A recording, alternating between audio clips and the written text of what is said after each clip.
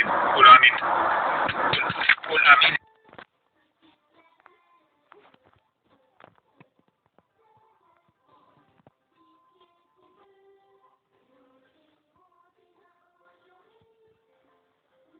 صار لي تقريبا شي 3 ايام او 4 ايام عم بسمع موسيقى وصوت بيز كثير عالي، بس الظهر والعصر يعني بالليل ما بسمع ولا صوت.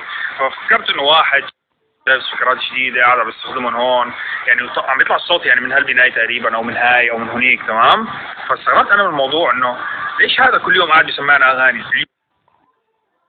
اليوم ما شغلوها الظهر، شغلوها هلا بالليل.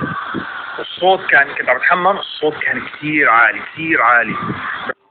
هلا موطينه. المهم عم بطلع هيك عم بلاقي هنيك شو عاملين، في عاملين ما بعرف شو، في شغله حدا باني هنيك شغله ستيج، والله مش فاهم شو هذا. بس حسب ما انا شايف، شوفوا اللي معلقين هذا فوق اللي هنيك، هاي جمجم. ايوه اوكي حلوين ايوه. والله كان في اضاءة، فكرة كثير قوية. اعتقد كمان اشتكوا عليهم قالوا لهم خففوا الاضاءة لانها بتيجي على بيوت الناس. كان الموضوع جدا مولع عندهم، ما بعرف ايش كان صاير. وطوا الاغاني طفوا الاضاءة خلوهم على الساكت.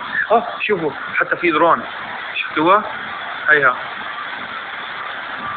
ايوه. والله صراحة انا ما في نوع اشيك على المنطقة، اشيك على حارتي، افكر انزل شوف شو الوضع.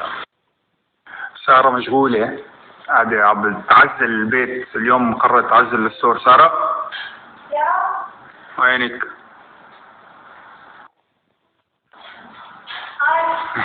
شو عم تعملي؟ عم ببص الستور.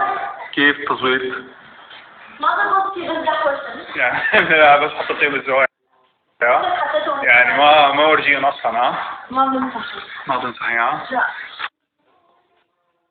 شوف سارة شو عم تشتري. هدول شو هدول؟ هيك زي مثلا سلطة.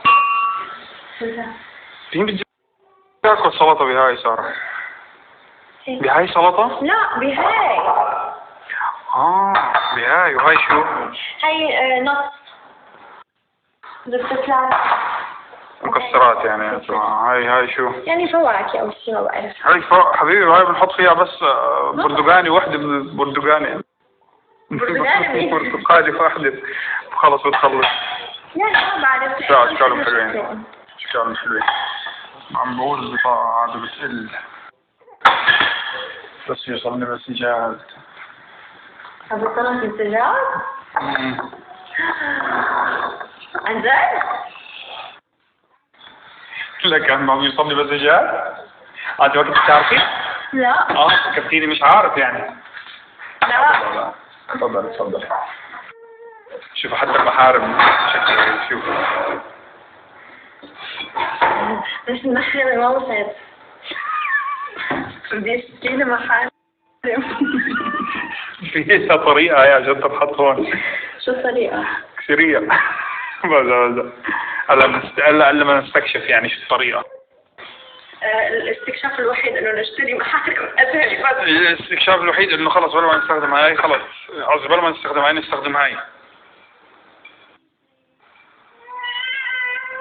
يعطيكم العافية.